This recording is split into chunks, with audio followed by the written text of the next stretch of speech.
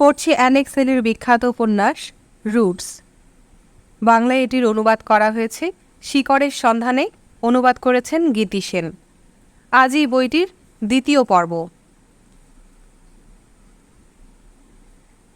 সে রাত্রে কুটিরে ফিরবার আগে জুফ্রের সকলকেই কুন্টার পোশাক দেখানো হয়ে গিয়েছে। এবার তার ভাবনা, মা তাকে বড়দের মতো রাতে একটু বেশি সময় জেগে থাকতে দেবেন কি না। সারাদিন কাজ করেও তার মোটেই ক্লান্ত লাগছিল না।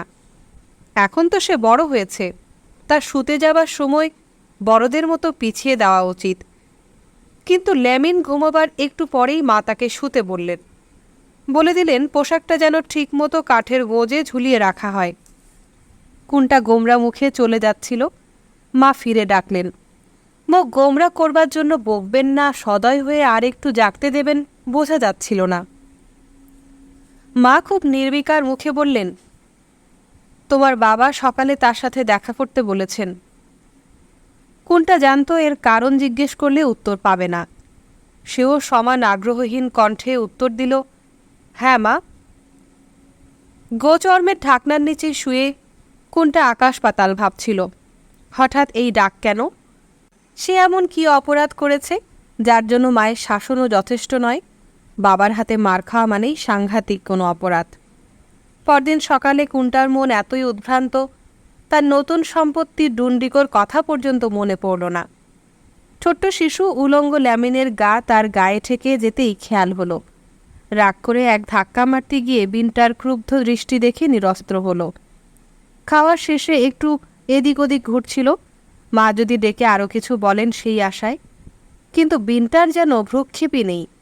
অবশেষে নিতান্ত অনিচ্ছা সত্ত্বেও মন্থর গতিতে অমরর কুটিরে উপস্থিত হলো।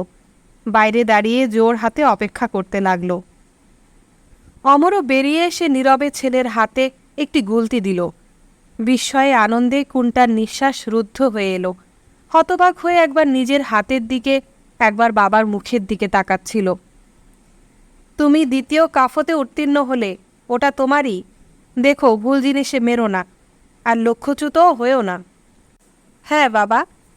এর বেশি কুন্টার মুখে জোগালে না। দ্বিতীয় কাফত ছেলে হিসেবে এবার থেকে তোমাকে ছাগলের দেখাশোনা করতে হবে এবং স্কুলে যেতে হবে। আজ টুমানি টোরের সাথে ছাগল চড়াতে যাও। সে এবং অন্যান্য বড় ছেলেরা কাজ শিখিয়ে দেবে, তাদের কথা শুনো।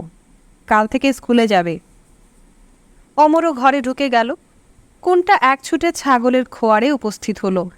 সেখানে তার বন্ধু সিটাফা এবং বাকি সঙ্গীরা উপস্থিত। সকলের পরনে নতুন ডুন্ডিকো, হাতে নতুন গুলতি। বড় ছেলেরা তখন ছাগলগুলোর খোয়ারের দরজা খুলে দিচ্ছিল। ক্ষুধার্ত পশুগুলো মাঠে যাবার জন্য অস্থির। অমরও এবং বিনটার নিকটতম বন্ধুর বড় ছেলে টুমানি। তার এবং অন্যান্য বড় ছেলেদের চেষ্টা ছিল ছোটদের গায়ের ওপর দিয়ে ছাগল চালিয়ে দেওয়া। ছোটরা ভয়ে পালাচ্ছিল, বড়দের তাতে খুব ফুর্তি।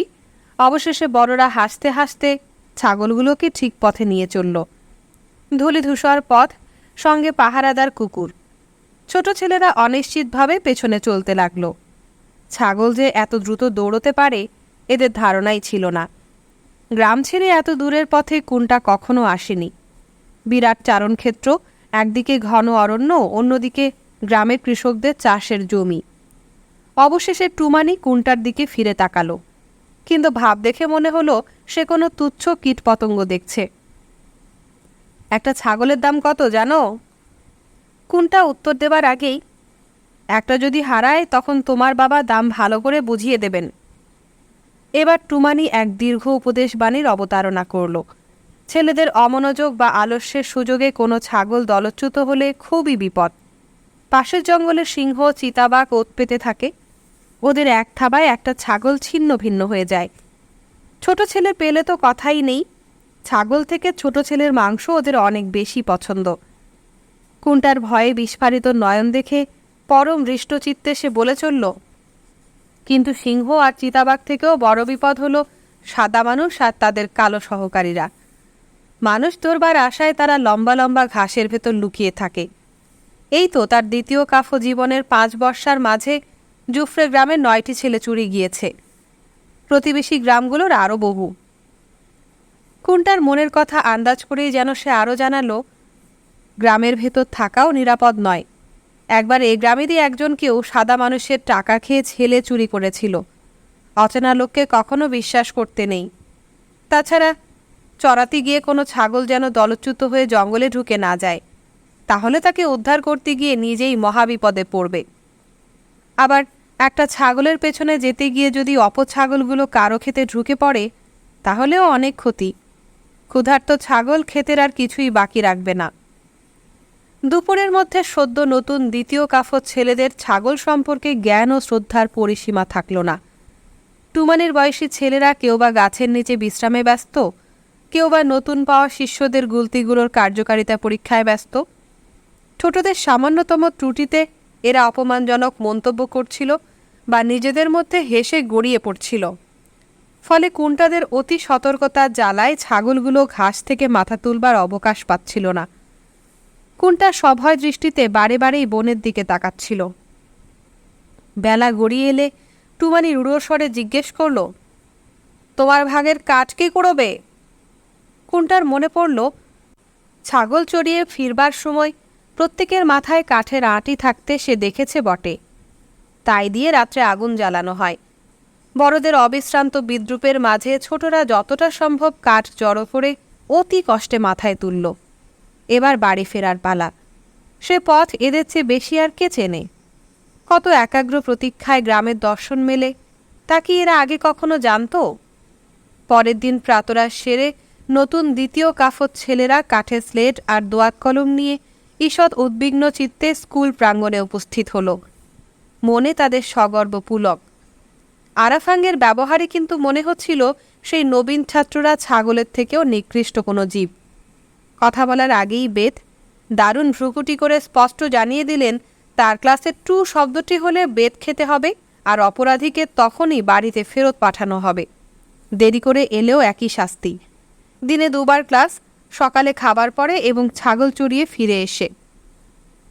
তোমরা শিশু নও, দায়িত্ব নেবার বয়স তোমাদের হয়েছে। নবীন ছাত্রদের জানিয়ে দেওয়া হলো, সেদিন সন্ধ্যাবেলা কোরআনের কিছু অংশ তাদের পড়ানো হবে। সেগুলো মুখস্থ করাই সর্বপ্রথম কাজ। তখনকার মতো এদের ছুটি হয়ে গেল। পুরনো ছাত্ররা আসতে শুরু করেছে।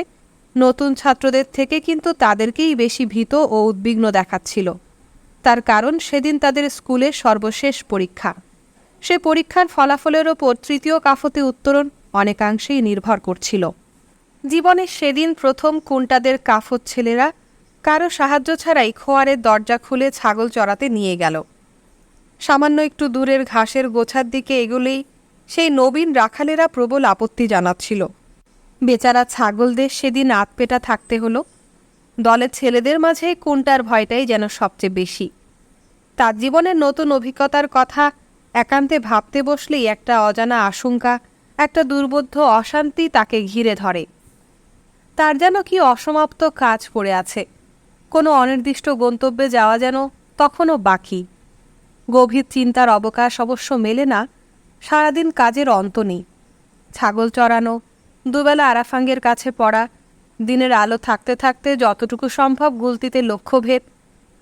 বাদামের ফসল উঠে গিয়েছে, এবার ধান উঠবে। এ কাজে পুরুষদের সাহায্য পাওয়া যাবে না। ছেলেরাও মায়ের সাহায্য করবে না। ধান তোলার কাজ সম্পূর্ণ মেয়েদের। অতি প্রত্যুষে খেতে গিয়ে মেয়েরা সোনা রঙের ধানের রাশি কাটে। শুকোবার জন্য কয়েকদিন সেগুলো খেতেই ফেলে রাখা হয়। পরে নৌকো ভর্তি করে তা গ্রামে নিয়ে আসা হয়। বাড়িতে গৃহিণী এবং তার মেয়েরা মিলে পরিচ্ছন্ন আটি বেঁধে ধান গোলায় তুলে রাখে। কিন্তু ধান তোলার কাজ চলছে বলে মেয়েদের অন্য কাজের বিরাম নেই। তুলো ওঠাবার কাজেও পুরুষদের সাহায্য করতে হবে। তুলো যত বেশি শুকোয় ততই ভালো সুতো হয়। তাই তুলো ওঠানো হয় সব ফসলের শেষে। জুফরের আসন্ন সপ্তাহব্যাপী নবান্ন উৎসবের আগে সকলের নতুন পোশাক চাই। মায়েরা সেই কাজে ব্যস্ত। একান্ত অনিচ্ছা সত্ত্বেও কুন্টাকে কয়েকদিন তার হাড় জ্বালানো বকবক্তা ছোট ভাইকে সামলাতে হয়েছে। তবে মা যেদিন তাকে গ্রামের তাঁতিনীর ডেম্বো ডিবার কাছে নিয়ে গেলেন, সেদিন কুন্টা খুব খুশি। তার বিস্মিত দৃষ্টির সামনে সুতোর গোছা সুবিন্যস্ত হয়ে পরিচিত বস্ত্রখণ্ডে পরিণত হচ্ছিল। বাড়িতে রং করার কাজেও কুন্টা তার মাকে সাহায্য করেছে। সব বাড়িতেই এক কাজ, যেন বিচিত্র বর্ণসম্ভারের প্রদর্শনী চলছিল। ঝোপের মাথায় মাথায় লাল, নীল, হলুদ, সবুজ নানা উজ্জ্বল বস্ত্রের পসরা শুকোতে দেওয়া হয়েছে। মেয়েরা বোনার কাজে, সেলাইয়ের কাজে ব্যস্ত। পুরুষদেরও উৎসবের আগে কতগুলো বিশেষ কাজ শেষ করতে হবে। পরে প্রচণ্ড গ্রীষ্মে কঠিন পরিশ্রম অসম্ভব। গ্রামের চারিপাশের উঁচু বাঁশের বেড়া কোথাও বা ঝুলে পড়েছিল। মাটির ঘরগুলো প্রবল বৃষ্টিতে খুবই ক্ষতিগ্রস্ত। পুরনো চালা নতুন করে ছাওয়া দরকার। সম্ভাব্য নতুন দম্পতিদের জন্য নতুন কুটির প্রয়োজন। বড়দের সাথে কুন্টারাও মহা উৎসাহে কাদাঘাটার কাজে নেমে পড়েছিল। ল্যামিনের বয়সী ছোট ছেলেরাও স্বাধীনভাবে ঘুরে বেড়াচ্ছিল, কারণ বৃদ্ধা পিতামহীদের কাজের অন্ত ছিল না। উৎসবের আগে কুমারী মেয়েদের কেশসজ্জার সরঞ্জামের প্রচুর চাহিদা। শিশল বা বাওবাব গাছের বলকল থেকে কবরী, বিনুনি, পরচুলা ইত্যাদি তৈরি হয়। বাওবাব গাছের তন্তু রেশমের মতো উজ্জ্বল ও মসৃণ, কিন্তু তার থেকে কিছু তৈরি করা বেশ শ্রমসাধ্য। একটা পরচুলার দাম পড়ে যায় 3টে ছাগল। অবশ্য ক্রেতাদের সাথে অনেক সময় ধরে দাম দর, হইহল্লা, হাঁকাহাঁকি বৃদ্ধাদের কাছে বড়ই সুখের। সে আনন্দটুকু পাবার জন্য খানিকটা দাম কমাতেও তারা রাজি। দ্বিতীয় কাফর কিশোরী কন্যারা তাদের মায়ের সাহায্য করছিল অন্যভাবে। তারা নানা রকমের রান্নার মশলা বা ঔষধের মূল সংরক্ষণ করে রাখছিল। মায়েরা ঝেড়ে পিষে শস্য বার করে নিলে মেয়েরা তুষ ঝাড় দিয়ে পরিষ্কার করে দিচ্ছিল। ঘরে তৈরি সাবান দিয়ে কাপড় পরিষ্কার করছিল। উৎসবের দিন এগিয়ে আসতে জুফরের আবহাওয়া বদলে যায়। গ্রামের নানা দিক থেকে বাজনার শব্দ ভেসে আসে। তারের যন্ত্রের মাঝে ছিল কোরা, বালাফোন, ঢাক তো ছিলই, তাছাড়া বাঁশি, ঘণ্টা, ঝুনঝুনি, আরও কত। উৎসবের নর্তকদের ব্যবহারের জন্য তৈরি হচ্ছিল মুখোশ। গুটি কয়েক শিল্পী ধৈর্য সহকারে ঘণ্টার পর ঘণ্টা এ কাজ করছিল। বিভিন্ন মাপের, বিভিন্ন আকারের, কাঠের ওপর কারুকার্য করা বিচিত্র সব জিনিস, মানুষের মুখ, নানা পশুর মুখ ও অবয়ব তাতে খোদাই করা। কোনোটা ভয়ঙ্কর, কোনোটা রহস্যময়। বিন্টার বয়সী মেয়েদের কাজের পরিসীমা নেই।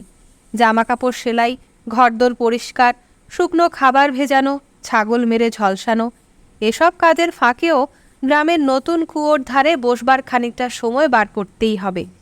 সেখানে খানিকটা গল্প আর খানিকটা রূপচর্চা। উৎসবের আগে নিজেকে যথাসাধ্য সাজিয়ে নিতে হবে। যেসব মেয়েরা এতদিন গেছমি করে বেরিয়েছে, তারাই এখন লজ্জা ও সংকোচে নুয়ে পড়ছে। কোনটা তাদের আমূল পরিবর্তন দেখে হতবাক। ভালো করে যেন চলতেই পারে না, এমনি সব ভাব।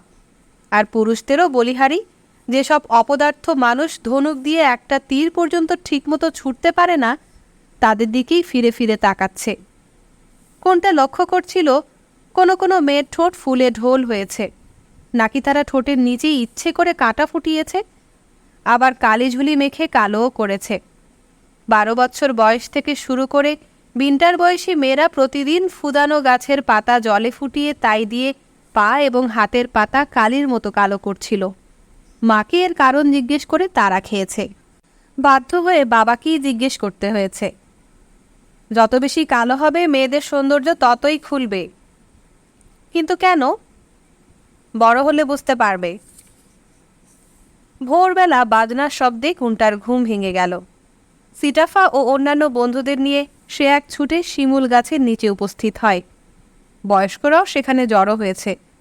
গ্রামের ঢাকিরা প্রাণপণে ঢাক পিটাচ্ছে, আবার ঢাকের সাথে চেঁচিয়ে কথা বলছে যেন সেগুলো প্রাণবন্ত বস্তু। হাত এত দ্রুত চলছে যে স্পষ্ট দেখাই যায় না। চারপাশে যারা জড়ো হয়েছিল সকলেরই পরনে উৎসবের নতুন পোশাক। ক্রমেই তাদের হাত পা দেহ সুরের দোলায় দুলতে লাগল। প্রথমে ধীরে, ক্রমে দ্রুত থেকে দ্রুততর, একে একে সকলেরই। কোনটা নাচের আসর অনেক দেখেছে, বিয়ে, জন্ম, মৃত্যু, নানা উপলক্ষে, কিন্তু নাচ আগে কখনো এমন করে তার মর্ম স্পর্শ করেনি। গ্রামের প্রতিটি বয়স্ক লোক যেন দেহের গতিতে কিছু একটা ভাব প্রকাশ করতে চাইছিল, তার একান্ত নিভৃত কোনো মনের বাসনা। কেউ বা এক জায়গায় দাঁড়িয়ে পাক খাচ্ছিল, কেউ লাফাচ্ছিল, কেউ ঘুরছিল। অনেকে মুখোশ পড়েছিল। নিয়বটকে এদের মাঝে দেখে কোনটা প্রথমে বিশ্বাস করতে পারেনি। প্রচণ্ড চিৎকার করে বৃদ্ধা দুহাতে কোনো অদৃশ্য শত্রুর সাথে যুদ্ধ করছিল। কি যেন কল্পিত বস্তু কারো হাত থেকে কেড়ে নিয়ে নাচতে নাচতে অবসন্ন হয়ে সে ধুলোয় লুটিয়ে পড়ল। নিজের বাবার কাণ্ড দেখেও কুন্টার চোখ বিস্ফারিত। খুব উঁচুতে লাফিয়ে উঠে ধপাস করে ধুলোয় পড়ছিল। পেশি নাচাতে নাচাতে পিছিয়ে গিয়ে বুকে করাঘাত করতে করতে এগিয়ে আসছিল। মুখে বিকট চিৎকার। আকাশে পাক খেয়ে লাফিয়ে উঠে হুহুঙ্কার শব্দে নেমে আসছিল। ঢাকের নিনাদ কুন্টার কানে নয়, যেন প্রতিটি অঙ্গ প্রত্যঙ্গে কাঁপন ধরিয়ে দিচ্ছিল। অবশেষে যেন তার অজ্ঞাতে, যেন স্বপ্নের ঘোরে তার দেহ চঞ্চল হয়ে উঠল, বাহু দুলে উঠল। সেও অন্যদের সাথে চিৎকার করে লাফাতে শুরু করল। গভীর ক্লান্তিতে পরে কখন যে সে মাটিতে লুটিয়ে পড়েছে কেউ খেয়ালও করেনি। একসময় নিজেকে জোর করে তুলে দুর্বল পায়ে সে নাচের আসরের পাশে সরে গিয়েছে। সেখান থেকে ভীত উত্তেজিত কুন্টা হতবুদ্ধি হয়ে দেখেছে সিটাফা ও তার অন্যান্য সঙ্গীরা সবাই বড়দের সাথে নাচছে। সাহস পেয়ে কুন্টা আবার নাচতে শুরু করেছে। বালক বৃদ্ধ প্রতিটি গ্রামবাসী সারাদিন নেচেই চলেছে। আহার নিদ্রার কথা না তাদের না ঢাকিদের কারোরই মনে পড়েনি। শুধু মাঝে মাঝে দম নেবার জন্য কয়েক মুহূর্ত থামা। রাত্রে কুন্টা যখন ঘুমিয়ে পড়ে ঢাক তখনও বাজছিল। উৎসবের দ্বিতীয় দিনে বিশিষ্ট সম্মানিত ব্যক্তিদের শোভাযাত্রা। দ্বিপ্রহরের পরে শিক্ষক, ইমাম, সারা বৎসরে স্মরণীয় কাজের জন্য সম্মানপ্রাপ্ত ব্যক্তিরা, বয়োজ্যেষ্ঠ সংসদের সভ্যরা, শিকারী, মল্লবীর এদের সামনে নিয়ে এক শোভাযাত্রা বার হলো। সম্মানিত ব্যক্তিদের পেছনে গ্রামের অন্য সকলেই ছিল। সবাই গান করছিল, করতালি দিচ্ছিল, বাজনাদারেরা বাজাচ্ছিল। শোভাযাত্রা গ্রাম ঘুরে অতিথিদের জন্য নির্দিষ্ট গাছের কাছে আসতেই কুন্টাদের কাফও শোভাযাত্রায় যোগ দিল। বাজনার সাথে সাথে নানা অঙ্গভঙ্গি করে তারা দর্শকদের দৃষ্টি আকর্ষণ করছিল। পুত্রের কাণ্ডকারখানা দেখে অমর ও বিন্টার চোখে নীরব প্রশংসাই ফুটে উঠেছিল। প্রতি গৃহের রন্ধনশালা সেদিন সকলের জন্য উন্মুক্ত। যারা শোভাযাত্রার অন্তর্ভুক্ত তারা যে কোনো গৃহকোণে দুলমা দাঁড়িয়ে নিজেদের পছন্দমতো সুখাদ্য একপাত্র খেয়ে নিতে পারে। সুপক্ক সুস্বাদু ভাত, মাছ, সবজি, ভাজা মাংসের প্রচুর আয়োজন। আর ছিল বাঁশের ঝাঁপি ভর্তি নানা রকম ফল। কিশোরী মেয়েদের ওপর ফল সরবরাহের ভার। এই সময় বিদেশি অতিথির আনাগোনা বেড়ে যায়। নানা বেশাতি নিয়ে ব্যবসায়ের উদ্দেশ্যে অনেকে আসে। কাজ করা রঙিন কাপড়, নাইজেরিয়ার উৎকৃষ্ট কোলা বাদাম বা নৌকো করে নুনের খণ্ড ইত্যাদি নিয়ে আসত। তার পরিবর্তে ব্যবসায়ীরা চাইত নীল, পশুচর্ম, মোম, মধু ইত্যাদি। বিধর্মী বণিকেরা তামাক ও মদের পণ্য নিয়ে জুফরে গ্রামে থামত না। তাদের গন্তব্যস্থল অন্যত্র। ইসলাম ধর্মাবলম্বী মন্ডিক্কা উপজাতির লোকেদের মদ বা তামাক স্পর্শ করা নিষেধ। আবার বহু যুবক কেবলমাত্র বেড়াবার উদ্দেশ্যেই গ্রাম থেকে গ্রামান্তরে ঘুরে বেড়াত। প্রত্যহ গ্রামবাসীরা ঢাকের শব্দ শুনতে শুনতে ঘুমত, ঢাকের শব্দে জেগে উঠত। কত ভ্রাম্যমাণ বাদক তারের যন্ত্র, ঢাক, বাঁশি ইত্যাদি নিয়ে গ্রামে গ্রামে ঘুরে বেড়াত। বাজনা শুনে খুশি হয়ে লোকে তাদের উপহার দিত। তাদের বাজনার সাথে নাচত, গান গাইত। কথকের দল আসত, কেউ বা পৌরাণিক কাহিনী শোনাত, কেউ ধর্মীয় অনুশাসন। বাওয়াব গাছের চারিপাশে লোকেরা নিস্তব্ধ হয়ে বসে শুনত।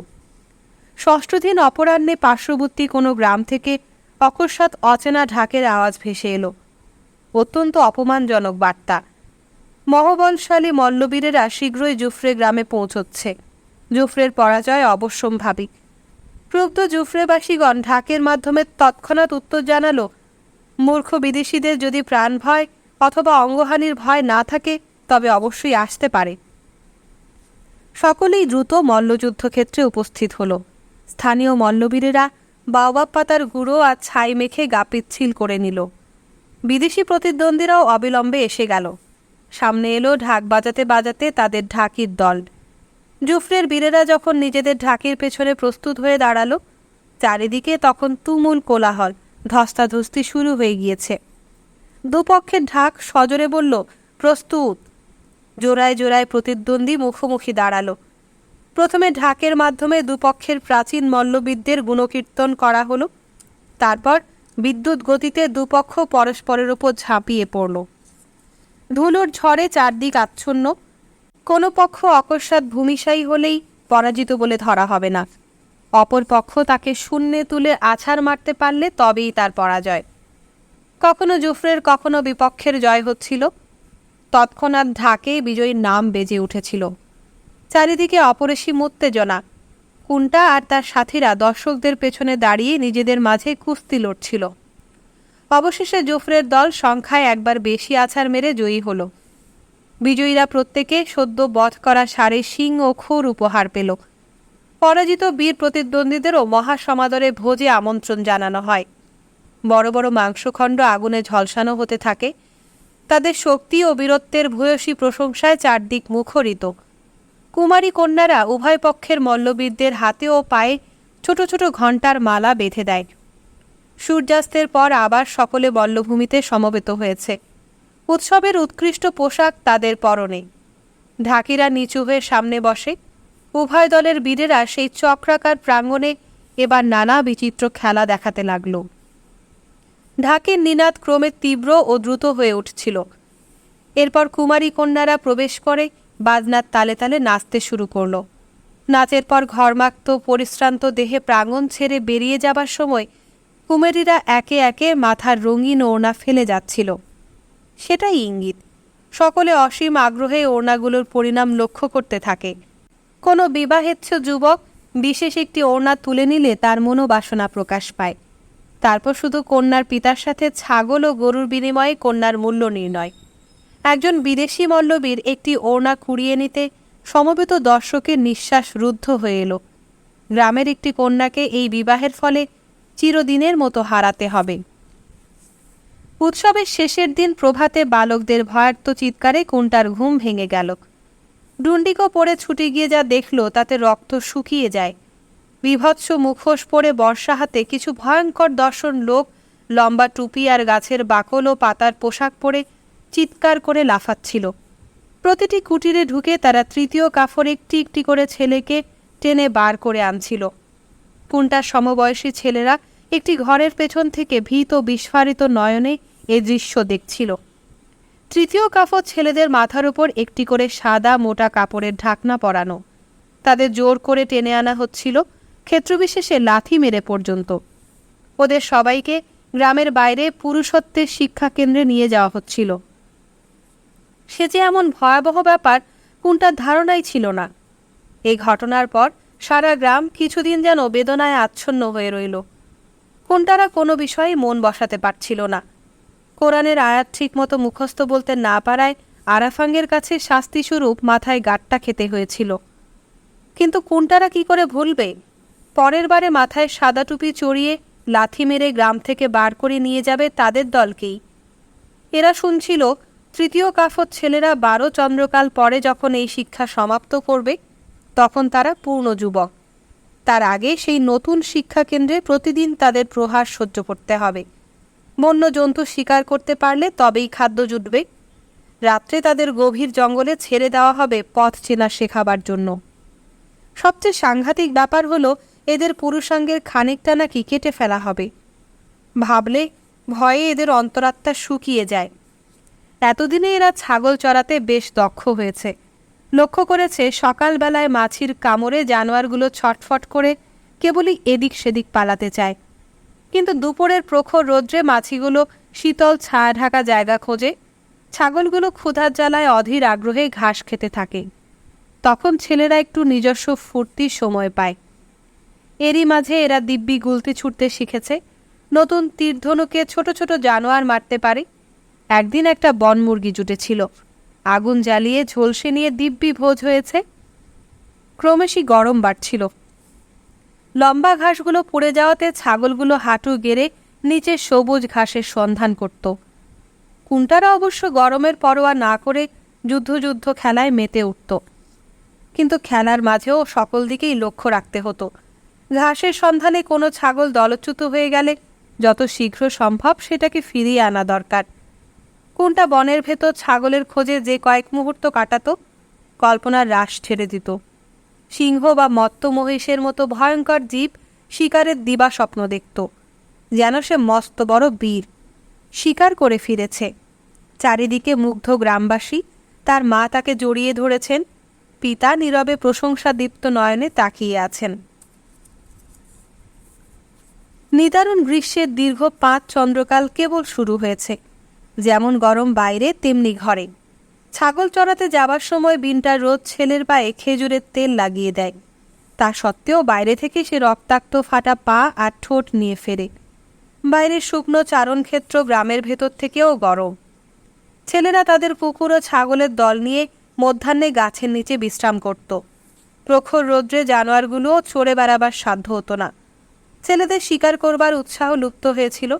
ছাগল চড়াবার কাজের আনন্দ আর লেশমাত্র ছিল না। দিনে মনে হতো কাঠ কুড়োবার প্রয়োজন হবে না, রাতে আগুন জ্বালিয়ে ঘর গরম করবার দরকারই হয়তো হবে না। কিন্তু সূর্যাস্তের পরে ক্রমশ ঠান্ডা পড়তে শুরু করে। রাত্রে খাবার পর আগুনের পাশে বসতেই হয়। আগুনের কুণ্ড 4টে, অমরর বয়সীদের জন্য একটি, বয়োজ্যেষ্ঠদের জন্য একটি, বিন্টার বয়সী মেয়েদের জন্য তৃতীয়টি, পিতামহী ও তাদের গল্প শোনা বাচ্চাদের জন্য চতুর্থটি। কুন্টার মতো দ্বিতীয় কাফর ছেলেরা প্রথম কাফর বাচ্চাদের সাথে একটু দূরত্ব রেখে বসত। যদিও তারা ঠাকুরমাদের গল্পের দিকে কান পেতে থাকত। মাঝে মাঝে বৃদ্ধদের কথাবার্তাও শুনত। বৃদ্ধদের গল্পে কোনো বৈচিত্র্য থাকত না। আগে কবে এর চেয়েও দুর্দিন হয়েছিল, কেবল তারই গল্প। অকস্মাৎ কোনোদিন হাওয়া আগুনের মতো উত্তপ্ত হয়ে ওঠে। মানুষের মেজাজও যেন পাল্লা দিয়ে গরম হয়ে যায়। কেউই মাথা ঠিক রাখতে পারে না। বাড়িতে দিবারাত্রি তুমুল কলহ। স্ত্রীরা রাগ করে বাপের বাড়ি চলে যায়। 2 মাস পরে প্রকৃতির রুদ্রমূর্তি একটু শান্ত হলেই তারা স্বামীর ঘরে ফিরে আসে। দীর্ঘ নিদাঘের মাত্র অর্ধেক পার হয়েছে। গোলাঘরে খাদ্যের অভাব নেই, তবু রান্নার পরিমাণ কমে গিয়েছিল। গরমে কারো খেতে ইচ্ছে করতো না। যে মুরগিগুলো সর্বদা দৌড়াদৌড়ি চেঁচামেচি করে উঠোনময় ঘুরে বেড়াতো, তারাও নির্জীবের মতো মাটিতে শুয়ে থাকত। গরুর গায়ের বিভিন্ন জায়গায় চামড়া ফেটে ঘা হয়ে গিয়েছে। গাছে বাদরের দেখা নেই, তারা গভীর বনে চলে গিয়েছে। ছাগলগুলোর পর্যন্ত খাওয়া কমে যায়, কেবলই ছটফট করে বেড়ায়। কুন্টা ভাবছিল তাদের দেশের দুঃখ কষ্ট চিরদিন লেগেই আছে। নিরলস নিশ্চিন্ত জীবনযাপনের কথা সে কখনো শোনেনি। গ্রীষ্মে প্রচণ্ড উত্তাপ, আইসিন হিমশীতল রাত্রি, আর বৎসরের অর্ধেককাল ঘোর বর্ষা। কোনো কিছুই যেন পরিমিত পরিমাণে হয় না। বৃষ্টির জন্য আকুল প্রার্থনার পর যে বর্ষা আসবে তা প্রাণান্তকর। পুরো গ্রাম, পথঘাট সবই জলে তলিয়ে যাবে। কষ্টের সীমা থাকবে না। সুদিনে যখন পশুরা পর্যাপ্ত খাবারে সুপুষ্ট, বৃক্ষগুলি ফুলে ফলে পরিপূর্ণ, তখনও ভবিষ্যৎ দুর্দিনের আশঙ্কায় কণ্টকিত থাকতে হবে। আকালের সময় অনাহারে মৃত্যু অনিবার্য। তার প্রাণাপেক্ষা পিতামহী ইয়াইসার মতো কত প্রিয়জন দুর্ভিক্ষের বলি হবে। ফসল তোলার উৎসব শেষ না হতেই দীর্ঘ যন্ত্রণাময় নিদাগের দাবদাহ। তারই মাঝে যখন বাতাসে আগুন ধরে যায়, তখন দুর্দশার সীমা থাকে না। কুন্টা ও ল্যামিনের কপালে দিবারাত্র মায়ের প্রহার ও তিরস্কার। ছোট ভাইয়ের জন্য কুন্টার দুঃখ হতো। বেচারা, তার তো একা একা বাড়ি থেকে বেরিয়ে যাবারও সাধ্য নেই। একদিন ভাইয়ের কান্না দেখে কুন্টা বাইরে যাবার সময় মায়ের অনুমতি নিয়ে ল্যামিনকেও সাথে নিল। বাইরে গিয়েই অবশ্য তাকে এক লাথি কষিয়ে দিল। কিন্তু ল্যামিন কাঁদতে কাঁদতে কুকুরছানার মতো দাদার পেছনেই দৌড়য়। দাদার প্রতি তার কৃতজ্ঞতার সীমা ছিল না। কুন্টার অবশ্য খুবই বিরক্ত লাগত, কিন্তু তার ওপর ল্যামিনের শ্রদ্ধাভক্তি কুন্টাকে গোপনে খুশিও করত। ছোট ভাইয়ের হাজার রকম প্রশ্নের সে উত্তর দিত। ছোট একটা বীজ থেকে কি করে বিশাল শিমুল গাছ হয়, মৌমাছির হুল কোথায় থাকে, মধু কি করে সংগ্রহ করতে হয় ইত্যাদি। কি করে গাছে চড়তে হয়, কুস্তি করতে হয়, শীষ দিতে হয়, সব বিষয়ে কুন্টাই ভাইয়ের শিক্ষাগুরু। ল্যামিন দুষ্টুমি করলে বিনটা দাদার সাথে যেতে দেবে না বলে ভয় দেখালেই কাজ হতো। ল্যামিন তাতেই সারাদিন ভালো ছেলে হয়ে থাকত। কিন্তু অনেক চেষ্টা করেও সূর্যের অবস্থান দেখে সঠিক সময় বলাটা ল্যামিনকে শেখানো গেল না। ঠিক আছে, এখনও বেশি ছোট আছে, আর একটু বড় হলে পারবে। মাঝে মাঝে বিরক্ত হয়ে ভাইকে 2-4টে চড়চাপড় মারত। আবার পরে অনুতপ্ত হয়ে নগ্ন ল্যামিনকে তার ডুন্ডিকোটা একটু পড়তেও দিত। 8 বছরের কুন্টা বড় ছেলেদের সাথে যে মানসিক দূরত্ব অনুভব করত, ভাইকে ভালোবাসার ফলে সেটা কমে এলো। সে মাত্র দ্বিতীয় কাফর ছেলে, মায়ের ঘরে ঘুমোয়। বড়দের ব্যবহারে এর তাচ্ছিল্য সবসময়ই প্রকাশ পেত। তারই প্রতিক্রিয়ায় ল্যামিন সম্পর্কে তার একটা প্রচণ্ড দায়িত্ববোধ এসে গিয়েছিল। বড়রা ছোট ছেলে সঙ্গে নিয়ে ভ্রমণে বার হলে যেমন হয়, এও যেন তেমনি। তার রক্ষণাবেক্ষণের, তার অসংখ্য প্রশ্নের উত্তর জোগানোর ভার তারই ওপর। পৃথিবীটা দেখতে কেমন? আরাফাং তোমাকে কি শেখায়? প্যাঁচা মারতে নেই কেন? আবার অনেক সময় এমন প্রশ্নও করত যার উত্তর কোনটার জানা ছিল না। সূর্যে আগুন লেগেছে নাকি? বাবা আমাদের সাথে ঘুমোয় না কেন? কোনটা তখন তার বাবার মতো গম্ভীর হয়ে গলা খাঁকারি দিত বা চুপ করে থাকত। ল্যামেনকেও চুপ করে যেতে হতো, কারণ মান্ডিনকা জাতির অনুশাসনে অপরপক্ষ কথা বলতে না চাইলে প্রশ্ন করা বারণ। ল্যামেনের অনুপস্থিতিতে কোনটা চট করে মা বা বাবার কাছ থেকে তার না জানা প্রশ্নের উত্তর জেনে নিত। তারাও ততদিনে কোনটার সাথে সমকক্ষের মতো ব্যবহার করতে শুরু করেছে। বাবা, কৃতদাস কি করে হয়? অমরও খানিকক্ষণ গম্ভীর হয়ে থাকল, তারপর ধীরে ধীরে বলল, নানাভাবেই হতে পারে। কৃতদাসের সন্তানেরা কৃতদাস হয়। দুর্ভিক্ষের দিনে খাদ্যের বিনিময়ে নিজের স্বাধীনতা বিক্রয় করে কেউ দাসত্ব বরণ করে। যুদ্ধবন্দীরাও কৃতদাসে পরিণত হয়। হত্যা, চুরি বা অন্য অপরাধে দণ্ডিত ব্যক্তিরাও কৃতদাস। শুধু অপরাধী কৃতদাসীরাই ঘৃণার পাত্র, সকলে নয়। এমন বহু কৃতদাস আছে যাদের নাম সম্মানের সাথে উচ্চারিত হয়। পিতামহী নিয়োবটও একজন কৃতদাসী। কোনটা বিস্ময়ে চমকে উঠল। নিয়োবটর কথাবার্তা চালচলন তো মহারানীর মতো, সে কি করে কৃতদাসী হবে? পরদিন বিকালে তার ভাগের ছাগলগুলোকে খোয়ারে বন্ধ করে সে নিয়োবটর কুটিরে উপস্থিত হল। কুণ্ট নিয়োবটর অত্যন্ত প্রিয় পাত্র। কুণ্টার মুখের দিকে তাকিয়েই নিয়োবট বুঝতে পারল তার মনে কোন জিজ্ঞাসা আছে। সাধারণ সৌজন্যসূচক কথাবার্তার পর কুণ্টা বলে উঠল, তুমি কৃতদাসী কেন? তীক্ষ্ণ দৃষ্টিতে তার মুখের দিকে কয়েক মুহূর্ত তাকিয়ে নিয়োবট স্থির হয়ে থাকল। তারপর প্রশ্নের উত্তর দিল, এখান থেকে বহু দূরে, বহু বৎসর আগের কথা। আমি তখন কিশোরী, 2 সন্তানের মা। আমার স্বামী কিছুদিন আগে যুদ্ধে মারা গিয়েছেন। এক রাত্রে ঘুম ভেঙে দেখি চারিদিকে লেলিহান অগ্নিশিখা, ঘরে চালা ভেঙে পড়ছে। শিশুকন্যা ও পুত্রের হাত ধরে বাইরে এসে সশস্ত্র সাদা মানুষের সম্মুখীন হলাম। চারিপাশে প্রতিবেশীদের ঘরও জ্বলছিল। প্রচণ্ড যুদ্ধের পর স্থানীয় গ্রামবাসীরা পরাজিত হয়। তাদের অতি নিষ্ঠুরভাবে বন্দী করা হয়েছিল। আহত বৃদ্ধ ও শিশুদের সাদা মানুষেরা নির্মম যন্ত্রণা দিয়ে হত্যা করেছিল। আমার মা, আমার 2টি সন্তান নিয়োবট কান্নায় ভেঙে পড়ল। বিপর্যস্ত আতঙ্কিত বন্দীদের গলায় গলায় চামড়ার ফিতে দিয়ে লম্বা লাইনে বেঁধে দিনের পর দিন সাদা মানুষেরা মারতে মারতে টেনে নিয়ে গিয়েছে। দীর্ঘ, উত্তপ্ত, কঠিন বন্ধুর পথ হতভাগ্যের দল পায়ে হেঁটে পার হয়েছে। দ্রুত চলবার তাড়া দিয়ে তাদের অবিরাম বেত মারা হয়েছে। তাতেই কত লোক প্রাণ হারিয়েছে। ক্ষুধা ও ক্লান্তিতে বন্দীরা ক্রমেই অশক্ত হয়ে পড়েছিল। বন্য জন্তুরা সেই অর্ধমৃতদের কামড়ে ছিঁড়ে খেয়েছে। চারিদিকে ধ্বংসস্তূপ, স্নেহনিবদ্ধ কত পরিবারের একমাত্র চিহ্ন মাটি ও খড়ের কুটিরের দগ্ধাবশেষ। পশু ও মানুষের মাথার খুলি ও অস্থিখণ্ড চারিদিকে ছড়ানো। তারই ভিতর দিয়ে বন্দির কত নিস্তব্ধ গ্রাম, কত জনহীন পথ অতিক্রম করেছে। ক্যাম্বি নদীর যে কূলে কৃতদাসের কেনাবেচা হয়, সেখান থেকে জুফ্রে গ্রাম 4 দিনের পথ। অর্ধেকেরও কম বন্দি অবশেষে জুফ্রেতে পৌঁছেছিল। নিয়োবটকে সেখানে 1 বস্তা শস্যের বিনিময়ে বিক্রি করা হয়। নিয়োবট কথার অর্থ 1 বস্তা শস্য। নিয়োবটর প্রভু মারা যাবার পর থেকে সে জুফ্রেতেই বাস করছে।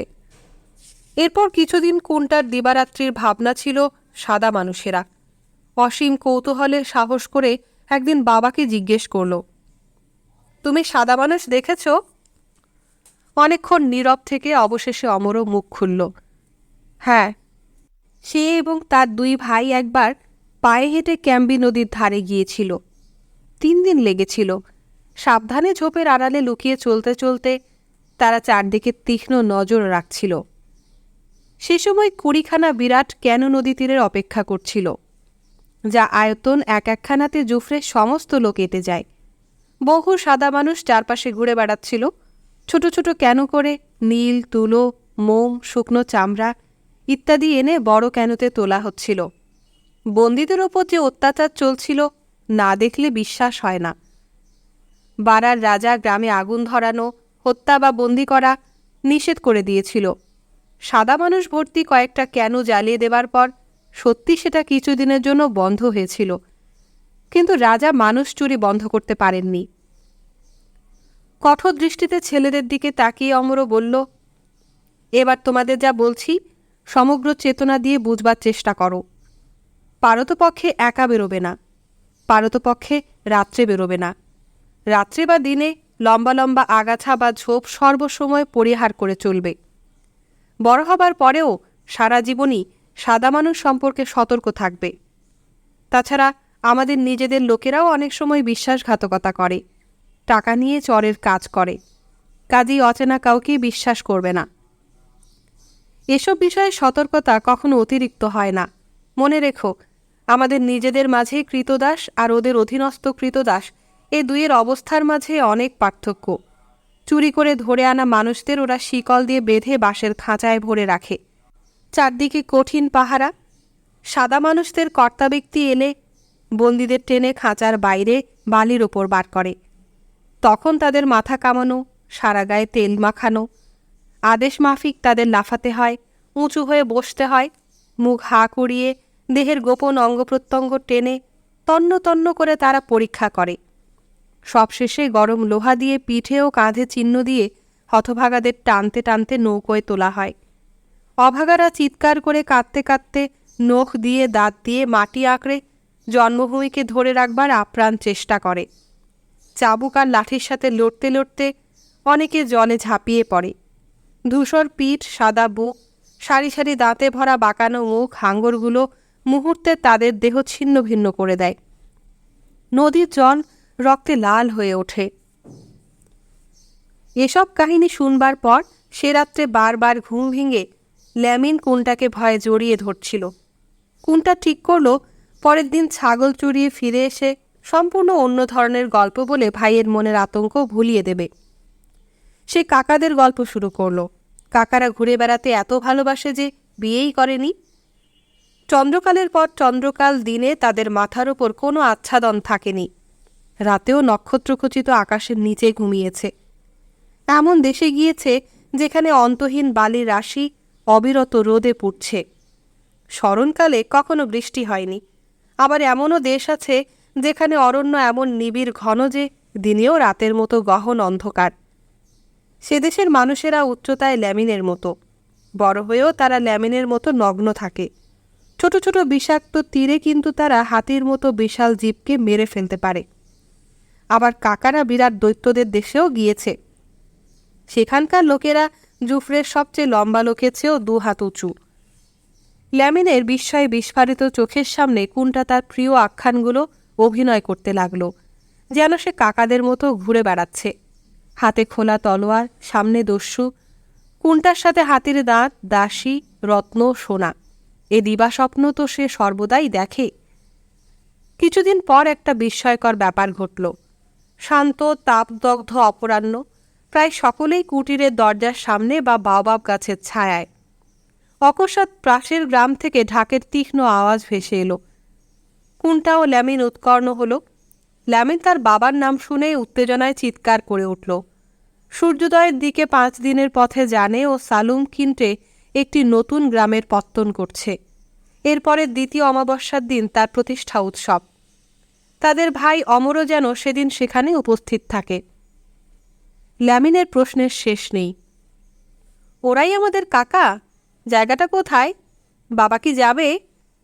কোনটা দৌড়ে জালিবার কুটিরে উপস্থিত হলো। ক্রমশই লোক জমছিল। একটু পরে অমরও এসে জালিবার সাথে সংক্ষেপে কথা সারল। তাকে কিছু পারিশ্রমিকও ধরে দিল। অমরের উত্তর ঢাকে বেজে উঠল, ইনশাল্লাহ অমরও পরের দ্বিতীয় অমাবস্যার আগে ভাইদের প্রতিষ্ঠিত গ্রামে উপস্থিত হবে। অমরও যাত্রার বিলম্ব নেই। এদিকে কুন্টার মাথায় একটা চিন্তা কুড়ে কুড়ে খাচ্ছে। বাবা কি তাকে সঙ্গে নিতে পারেন না? সে আর কোনো বিষয়ে মন লাগাতে পারছিল না। মেজাজও বড় রুক্ষ। বেচারা ল্যামিন দাদার ব্যবহারে অত্যন্ত মর্মাহত ও বিস্মিত। কোনটা কাউকেই তার মনের বাসনা জানাতে পারছিল না, মাকেও না। সে জানত মাকে বললে উল্টো ফল হবে। না, বাবাকেই একা পেতে হবে। যাবার আর 3 দিন বাকি। সকালবেলা ছাগল বার করতে গিয়ে দেখে বাবা বিনটার কুটির থেকে বেরোচ্ছেন। ছাগলগুলোকে সে এমনভাবে তাড়ালো যে অমরকে একটু বিপথে সরে দাঁড়াতেই হলো। কোনটা ছাগলের কথা ভুলে শশকের মতো এক লাফে অমরের সামনে উপস্থিত। এক নিঃশ্বাসে তার আর্জি জানাতে অমরও বলল, সে কথা বলতেই তো তোমার মায়ের কাছে গিয়েছিলাম। কোনটার কথাটা বুঝে উঠতে কয়েক মুহূর্ত সময় লাগল। তারপরে দিগবাজি খেয়ে আকাশে লাফিয়ে উঠল। আই বলে চিৎকার করে আর এক লাফে ছাগলগুলোর মাঝে গিয়ে পড়ল। বন্ধুদের তার সৌভাগ্যের কথা জানাতে হিংসায় সবার কথা বলা বন্ধ হয়ে গেল। সন্ধ্যাবেলা খুশিতে ভরপুর হয়ে বাড়ি ফিরতেই মা বিনা বাক্যে তাকে 2 চর কষিয়ে দিলেন। কোনটা তার অপরাধের কথা জানতে চাইল না, নীরবে ঘর ছেড়ে পালিয়ে গেল। অমরের প্রতি বিনটার ব্যবহারও অকস্মাৎ বদলে গেল। ল্যামিন পর্যন্ত জানে পুরুষদের প্রতি কোনোই অসম্মান দেখানো মেয়েদের পক্ষে নিষিদ্ধ। কিন্তু বিনটা আজকাল অমরকে শুনিয়ে শুনিয়েই তারও কোনটার অত দূরের পথে যাবার বিরুদ্ধে নানা মন্তব্য করে। বিভিন্ন গ্রামের ঢাকের মাধ্যমে প্রায় রোজই মানুষ চুরির খবর আসে। তাতেও কি লোকের শিক্ষা হয় না? প্রাতরাশের শস্য চূর্ণ করবার সময় এত জোরে উদুখল পেটায় যেন ঢাকের মতো আওয়াজ হতে থাকে। ইতিমধ্যে বিনটা আবার অন্তঃসত্ত্বা হয়েছে। পরদিন পথে বয়োজ্যেষ্ঠদের সাথে দেখা হলে তারা সবাই কোনটাকে এত অল্প বয়সে দীর্ঘ ভ্রমণের সুযোগ পাবার জন্য অভিনন্দন জানায়। কোনটাও সুশিক্ষার নিদর্শন স্বরূপ বিনীতভাবে তাদের ধন্যবাদ জানালো। বড়রা কাছাকাছি না থাকলে কোনটা মাথায় একটা বিরাট বোঁচকা নিয়ে হাঁটার অভ্যাস করছিল আর বন্ধুদের দেখাচ্ছিল। 3 পা এগোবার আগেই 3 বার সেটা মাটিতে পড়ছিল। সন্ধ্যাবেলা বাড়ি ফেরার পথে কোনটা প্রবল ইচ্ছার টানে নিয়বটর কুটিরে উপস্থিত হলো। আমি জানতাম তুমি আসবে। দুজনে খানিকক্ষণ নীরব। বয়সের বৈষম্য সত্ত্বেও মনের দিক থেকে তারা চিরদিন পরস্পরের অতি নিকটে। অবশেষে নিয়বট উঠে গিয়ে কোনটার বাহুতে ধারণ করবার একটি তাবিজ এনে দিল। এটা তোমার পিতামহের জিনিস, ইয়াইসা তোমার জন্যই এটি আমার কাছে গচ্ছিত রেখেছিল। যাত্রার দিন প্রভাতে প্রার্থনার পর মসজিদ থেকে ফিরে অমর অপেক্ষা করে করে অধীর হয়ে উঠছিল। কোনটার মাথায় বোঁচকা গুছিয়ে দেওয়া বিনটার আর শেষ হয় না। কোনটা সারা রাত উত্তেজনায় ঘুমোতে পারেনি। ভোরবেলা বিছানায় শুয়ে মায়ের কান্না শুনছিল। সহসা বিনটা তাকে সজোরে বুকে চেপে ধরেছে। মায়ের দেহের কম্পন তাকেও কাঁপিয়ে তুলছিল। মায়ের হৃদয়ের গভীর ভালোবাসা এমন করে সে আগে কখনো উপলব্ধি করেনি। প্রথমে অমরও, পরে কোনটা কুটিরের দরজার বাইরে 2 পা গিয়ে আবার ফিরে এলো। প্রথম পদক্ষেপের ধুলো তুলে নিয়ে নিজেদের শিকারের থলিতে পড়ল। এর ফলে তাদের পদচিহ্ন আবার সেখানে ফিরে আসবে। বিনটা ল্যামিনকে তার স্ফীত উদরে চেপে ধরে কাঁদতে কাঁদতে অমরও ও কোনটা যাত্রাপথে তাকিয়ে রইল। একান্ত আগ্রহ সত্ত্বেও কোনটা আর ফিরে তাকালো না। তার বাবার মতো মাথা উঁচু করে চলতে থাকল। সে জানত পুরুষ মানুষের কখনো মনের চাঞ্চল্য প্রকাশ করতে নেই। কোনটার সাথীরা যাবার সময় তাকে দেখবে বলে দেরি করে ছাগল চড়াতে যাচ্ছিল। কথা বলা বারণ। কোনটা তাদের দিকে তাকিয়ে শুধু নীরবে হাত নাড়ল। পথিকদের জন্য নির্দিষ্ট গাছের নিচে অমর প্রার্থনার প্রতীক হিসাবে 2টি কাপড়ের ফালি ঝুলিয়ে দিল। সত্যি তাহলে সে যাচ্ছে। কোনটার যেন ঠিক বিশ্বাস হচ্ছিল না। সহসা চটকা ভেঙে দেখে অমরও অনেকটা এগিয়ে গিয়েছে। কোনটাকে বহু কষ্টে মাথার বোঝা সামলে দৌড়তে হলো। নিয়ম হলো কোনটাকে অমরও 2 পা পেছনে চলতে হবে। কিন্তু তার বাবার লম্বা পায়ের 1 পা পথ কোনটার ছোট 2 পা পথের সমান। ঘণ্টাখানেক বাদে তার মনের উত্তেজনা, চলার গতি 2ই কমে এলো। মাথার বোঝা ক্রমেই ভারী বোধ হচ্ছিল। পথে কোথাও বুনো শুয়োর দৌড়ে পালাচ্ছিল, কোথাও উড়ন্ত তিতির, কোথাও ছুটন্ত খরগোশ। কিন্তু কোনটার কোনো দিকে তাকাবার অবসর নেই। তাকে অমরের সাথে চলার গতি ঠিক রাখতে হবে। তার হাঁটুর নিচে পেশিতে ব্যথা করছিল। মুখ ও মাথা অবিরল ঘামছিল। মাথার বোঁচকা স্বস্থানে রাখা ক্রমেই কঠিন হচ্ছিল। অদূরে পথের ধারে অচেনা গ্রামের যাত্রীদের জন্য নির্দিষ্ট গাছতলাটি দেখা গেল। সর্বত্রই এই বিশেষ গাছতলায় পথ দ্বিধা বিভক্ত হয়ে যায়। একদিক গ্রামের অভ্যন্তরে চলে যায়, অপর দিক বাইরে। গ্রামটির নাম জানতে কুন্টার খুবই কৌতূহল হচ্ছিল, কিন্তু অমরও এ পর্যন্ত একবারও পেছনে ফিরে তাকায়নি বা কথা বলেনি। প্রথম কাফুর উলঙ্গ শিশুর দল কুন্টাকে দেখে দৌড়ে এলো। এমন অল্পবয়স্ক পথিক তারা দেখেনি। কোথায় যাচ্ছ? কোথায় থাকো? উনি কি তোমার বাবা? কুন্টার নিজেকে বিশেষ সম্মানিত ও পরিণত বয়স্ক মনে হচ্ছিল। উত্তরে সে শুধু তার বাবার মতো নীরবে মাথা নাড়ে। বাবাব গাছটির নিচে এক চারণ সমবেত গ্রামবাসীর কাছে মান্ডিনকা জাতির গৌরব গাথা গাইছিল। তার গন্তব্যস্থানও সেই নূতন গ্রাম প্রতিষ্ঠার উৎসবস্থল। সেই গ্রামে কিন্তু কুন্টার আর থামল না। কুন্টার দেহ আর বইছিল না, পা ভয়ানক ব্যথা করছিল, মাথার বোঝা অতি গুরুভার হয়ে উঠছিল। ঘামে দৃষ্টি আচ্ছন্ন। সূর্য তখন মাত্র মধ্য আকাশে। নিজের অক্ষমতার আশঙ্কায় কুন্টা উদ্বিগ্ন হয়ে উঠেছে। এমন সময় অমর পথের বাঁকে একটি পরিচ্ছন্ন জলকুণ্ডের সামনে তার মাথার বোঝা নামাল। কুন্টা বহু কষ্টে অবাধ্য পা দুটি বসে এনে মাথার বোঝায় হাত দিতেই সেটি অবশ বাহু ছাড়িয়ে ধূপ করে মাটিতে পড়ে গেল। ভয়ে ভয়ে বাবার দিকে তাকিয়ে দেখল অমরও নতজানু হয়ে জল পান করছে। ছেলের কথা যেন মনেই নেই। কুন্টা কতটা তৃষ্ণার্ত হয়েছিল এতক্ষণ বুঝতে পারেনি। নিচু হয়ে জল খেতে গিয়ে পা দুটি আয়ত্তে আনতে পারল না। অবশেষে উপুড় হয়ে শুয়ে পড়ে জলে মুখ লাগাল। জুফরে ছাড়ার পর এই প্রথম অমরও মুখ খুলল। খুব অল্প, সামান্য একটু খাও, খানিকটা বিশ্রাম করে আবার খেও। কুন্টার ভারী রাগ হয়ে গেল। ঠান্ডা জল আকণ্ঠ পান করতে না পেরে অসহ্য লাগছিল। পুরুষত্ব শিক্ষাকেন্দ্রে নিশ্চয়ই এমনই সব যন্ত্রণাদায়ক ব্যবস্থা। এর চেয়ে বেশি কষ্টকর আর কি হতে পারে? আরেকটু জল খেয়ে বসে থাকতে থাকতে কখন ঘুমিয়ে পড়েছে সে জানে না। চমকে জেগে উঠে অমরকে ধারে কাছে না দেখতে পেয়ে কোনটা ভয় পেয়ে গিয়েছিল। কিন্তু না, অমরর বিরাট বোঁচকা পাশেই পড়ে আছে, সারা গায়ে ব্যথা, তবুও অনেকটা সুস্থ লাগছিল। আরও একটু জল পান করবার জন্য মাথা নিচু করতেই স্থির জলে তার মুখের প্রতিচ্ছবি ভেসে উঠল। কালো সরু একটি মুখ, বড় বড় চোখ, চওড়া মুখের হা। দেখে তার হাসি পাচ্ছিল। দন্তপাটি বিকশিত করে প্রতিচ্ছবির দিকে মুখ ভ্যাংচাল। তারপর হেসে মুখ তুলতেই বাবাকে দেখে অপ্রস্তুত। গাছের ছায়ায় তারা খাওয়া সেরে নিল। মাথার ওপর বাদরের কিচকিচি, টিয়া পাখির ডাকাডাকি। কুন্টা যখন ঘুমোচ্ছিল তার বাবা তীরধনুকে 4টি সুপুষ্ট বন্য পায়রা মেরে আগুনে ঝলসে নিয়েছে। তারই সাথে তাদের বোঁচকা থেকে নেওয়া রুটি। ততক্ষণে দিনের তাপ কমে এসেছে। সূর্য পশ্চিম আকাশে অনেকটাই ঢলে পড়েছে। চলতে চলতে অমরও বলল, এখান থেকে একদিনের পথ দূরে নদীর ধারে সাদা মানুষদের বড় কেন বাধা থাকে? দিনের বেলা অবশ্য অনেকটা পর্যন্ত দৃষ্টি যায়, তবু আমরা লম্বা ঘাস ও ঝোপের ধারে যাব না। আজ রাত্রে কোনো গ্রামের ভেতরে ঘুমোতে হবে। কুন্টার দেহে ভয়ে শিহরণ খেলে গেল। আরও খানিক দূরে হাতির দেখা মিলল। থ্যাতলানো মারানো ঝোপ, ছালতোলা গাছের চারা, উপড়ানো গাছ, সবই তাদের কীর্তি। সাধারণত বন্য হাতি জনবসতির কাছাকাছি আসে না। এত কাছে থেকে হাতি দেখবার সুযোগ কুন্টার আগে কখনো হয়নি।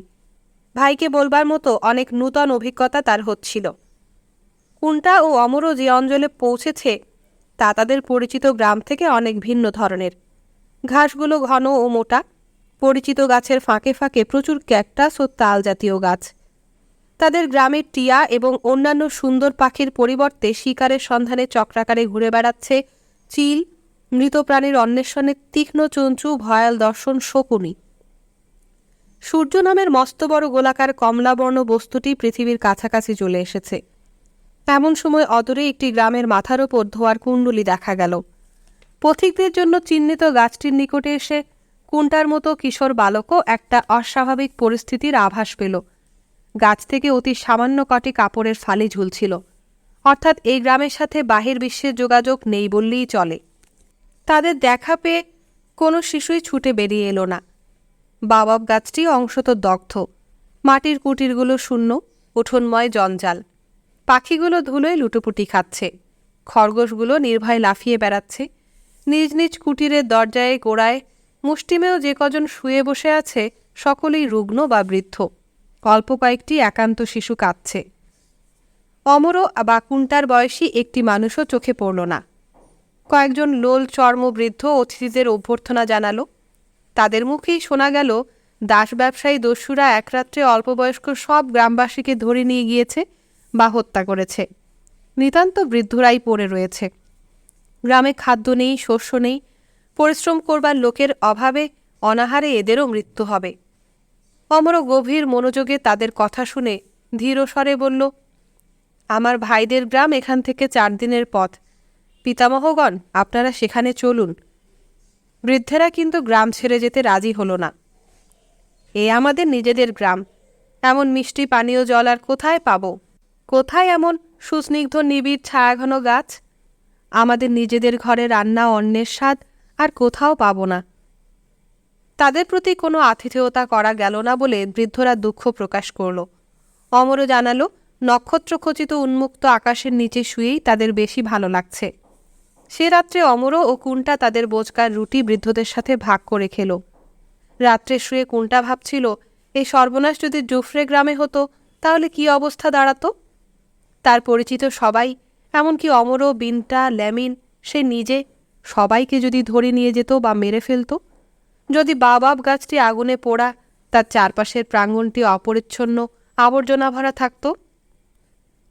অন্ধকারে বন্য পশুর তীক্ষ্ণ চিৎকার তাকে সেই মনুষ্য অপহরণকারী শয়তানদের কথাই মনে করিয়ে দিচ্ছিল। কিন্তু দূরে অতি পরিচিত হায়নার গর্জন তাকে আশ্বস্তও করে। জীবনের প্রতিটি রাত্রে সে হায়নার গর্জন শুনতে শুনতে ঘুমিয়েছে। তার আপন গৃহের নিরাপত্তা বোধের সাথে জড়িত এই আওয়াজে সে নিশ্চিন্ত বোধ করে। ক্রমে সে গভীর নিদ্রায় আচ্ছন্ন হল।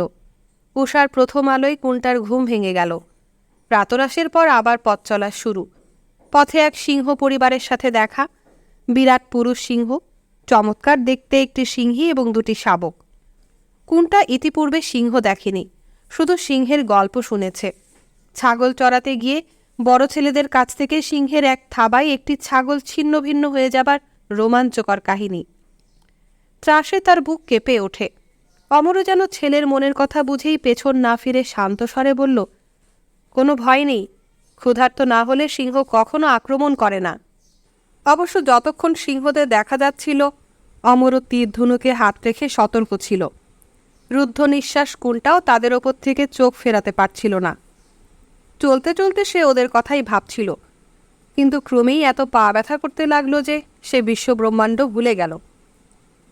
রাতে বিশ্রাম করবার জন্য যে জায়গাটি বেছে নেওয়া হলো, 20টা সিংহ তেড়ে এলেও কুন্টার সেখান থেকে এক পা এগোবার সাধ্য ছিল না। নরম ডালপালায় তৈরি শয্যায় মুহূর্তে সে গাঢ় নিদ্রায় তলিয়ে গেল। চোখের পলকে যেন রাত্রি প্রভাত হলো। অমরও অতি দ্রুত হাতে 2টি খরগোশের ছাল ছাড়িয়ে পরিষ্কার করে ঝলসিয়ে নিচ্ছিল। কুন্টার বিস্ময়ের সীমা ছিল না, বড়রা এত কাজ শিখে কখন। সংসারে কোনো সমস্যার সমাধানই যেন তাদের কাছে কঠিন নয়। ভ্রমণের 3য় দিনে কুন্টার দুর্দশার অন্ত ছিল না। ফোসকা পড়া পা, পিঠ, ঘাড়, সারা দেহ একসাথে ব্যথা করছিল। সে মনে মনে কল্পনা করতে লাগলো, তার পুরুষত্বের শিক্ষা শুরু হয়ে গিয়েছে। ব্যথার কথা সে প্রাণান্তে প্রকাশ করবে না। মধ্যাহ্নে যখন একটা ধারালো কাঁটায় খচ করে পা কেটে গেল, সে ঠোঁটে ঠোঁট চেপে কান্না দমন করল। কিন্তু খোঁড়াতে খোঁড়াতে সে ক্রমেই পিছিয়ে পড়ছিল। দুপুরে খাবার পর অমরও তাকে খানিকক্ষণ বিশ্রাম করতে দিল। ফলে সে খানিকটা সুস্থ বোধ করল। এরপরে হাঁটবার সময় অমরর হাঁটার গতিবেগ সামান্য স্লথ হয়েছিল। রাত্রে মলম লাগিয়ে দিতে পরদিন কুন্টার যন্ত্রণা অনেকটাই কমে গেল। কুন্টা লক্ষ্য করল কাঁটা ঝোপ ও ক্যাকটাসের রাজ্য শেষ হয়েছে। যে অঞ্চলে তারা প্রবেশ করেছে তার বনজ সম্পদ অনেকটা জুফরে গ্রামের মতো। বড় বড় গাছ, কুসুমিত তরু, যূথবদ্ধ বাদরের কিচিমিচি, লাফালাফি আর বিচিত্র বর্ণ পাখির ঝাঁক। এতক্ষণে তার ত্রস্ত বিভ্রান্ত হৃদয় অনেকটা ভরসা পেল। সুরভিত হাওয়া তাকে গ্রামের নদীতটে ছোট ভাইয়ের সাথে বেড়াবার কথা মনে করিয়ে দিল। অমরও প্রতি গ্রামে পথিকদের জন্য নির্দিষ্ট বৃক্ষতলটি পরিহার করে এগিয়ে যাচ্ছিল। তা সত্ত্বেও প্রথম কাফর শিশুরা সর্বত্রই দৌড়ে এসে গ্রামের সবচেয়ে উল্লেখযোগ্য ঘটনাগুলো তাদের বলে যেত। একটি গ্রামে কাউকে দেখা গেল না। চারিদিক নিস্তব্ধ। পরবর্তী গ্রামের শিশুদের কাছে তার কারণ শোনা গেল। সেখানে হতভাগ্য গ্রাম প্রধান সকলের অপ্রিয়, তার প্রতিটি কাজ গ্রামবাসীদের অপছন্দ। অবশেষে একদিন রাতের গভীরে সকলেই তাদের যাবতীয় অস্থাবর সম্পত্তি নিয়ে গ্রাম ত্যাগ করেছে। এখন পরিত্যক্ত গ্রাম প্রধান গ্রামবাসীদের ফিরে আসবার জন্য সাধ্য সাধনা করছে। রাত্রি আসন্ন। অমরও সে গ্রামেই রাত কাটাবার সিদ্ধান্ত নিয়েছে। কোনটা গরম ভাত ও বাদামের ঝোল দিয়ে দিব্যি এক পেট খেয়ে নিল। অমরও গ্রামের ভেতরে গিয়ে জালি বা ঢাকের মাধ্যমে ভাইদের কাছে একটি বার্তা পাঠাবার ব্যবস্থা করল। পরদিন সূর্যাস্তের আগে সে পৌঁছে যাবে, সাথে থাকবে তার প্রথম পুত্র। ঢাকের আওয়াজে নিজের নাম শুনবার দিবাস্বপ্ন কোনটার কতকালের, আজ সে স্বপ্ন বাস্তবে পরিণত হল। কল্পনায় শব্দটি তার কানে কেবলই ধ্বনিত হতে থাকল। জানেও সালুমের প্রতিষ্ঠিত গ্রামে যাবার পথে আরও অনেক জালিবার ঢাকেই নিশ্চয়ই সেই নামটি বেজে উঠেছে। অতিথিশালার বাঁশের খাটিয়ায় শুয়ে পরিশ্রান্ত কুন্টা সে কথা ভাবতে ভাবতে ঘুমিয়ে পড়ল। এ বার্তা প্রচারিত হবার পর থেকে প্রতিটি গ্রামেই যাত্রীদের জন্য নির্দিষ্ট বৃক্ষতলে শিশুদের সাথে বড়রাও তাদের অভ্যর্থনা জানাতে এগিয়ে এসেছে। বয়োজ্যেষ্ঠদের অনুরোধ এড়াতে না পেরে অমর প্রতি অতিথিশালায় কিছুক্ষণ বসে গ্রামবাসীদের সাথে পানাহার করছে। অমরর চারিপাশে বড়রা, কুন্টার চারিপাশে প্রথম, দ্বিতীয় ও তৃতীয় কাফত ছেলেরা জড়ো হয়েছে। বাবার মতো কুন্টাও পরম গাম্ভীর্যে ছেলেদের প্রশ্নের উত্তর দেয়। তার মনে আশা সে সারা জীবন গাম্বিয়া উপকূলে পরিভ্রমণ করে কাটিয়েছে, এমন ধারণা নিশ্চয়ই তার বালক শ্রোতাদের মনে জন্মাবে।